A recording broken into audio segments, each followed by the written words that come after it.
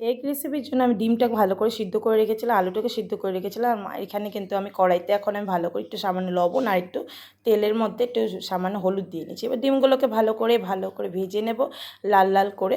এরকম করে ডিম রান্না করলে রেসিপি খুবই ভালো লাগে খেতে। আমিও বাড়িতে এরকমভাবেই বানাই, তাই ভাবলাম আপনার সাথে শেয়ার করি। আর ডিমগুলো লাল লাল করে ভাজা হয়ে গেছে, এবার আলুগুলোকে ভালো করে ফ্রাই করে নেব, ভালো করে লাল লাল করে ভেজে নেব। এই দেখো সামান্য একটু লবণ দিয়ে নিলাম। এবার কিন্তু আমি আলুগুলো ভালো করে ভাজা হয়ে গেলে নামিয়ে নিলাম। এবার তেলের মধ্যে সামান্য জিরে, গোটা শুকনো লঙ্কা আর তেজপাতা দিয়ে ভালো করে একটু তেলটা গরম করে পেঁয়াজগুলোকে কুচি কুচি করে কেটে নিয়েছিলাম। এবার লাল লাল করে ভেজে নেব পেঁয়াজগুলোকে, যতক্ষণ ব্রাউন না কালার আসছে ততক্ষণ ওদের ভালো করে ভেজে নেব।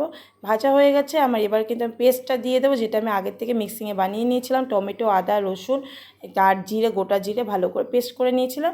এই সমস্ত মিশ্রণগুলোকে আমি দিয়ে নিলাম। এবার কিন্তু সামান্য একটু হলুদ, চিনি, লবণ যা যা লাগে এগুলো আমি মিশ্রণগুলো ভালো করে মিক্স করে নেব পেস্টের সাথে। এবার ভালো করে নাড়াচাড়া করে নিচ্ছি।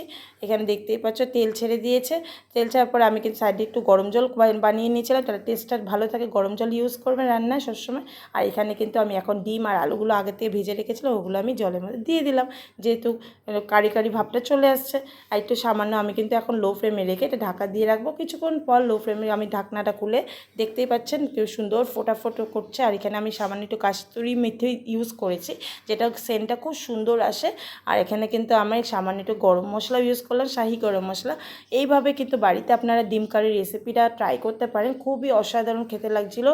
আর আপনারা দেখতেই পাচ্ছেন আমার কিন্তু ডিম কারি রেসিপিটা আমার ঝটপট বানানো হয়ে গেছে। খুবই সহজভাবে আপনাদের সাথে শেয়ার করলাম। তো ট্রাই করে অবশ্যই আমাকে কিন্তু কমেন্টসে জানাবেন।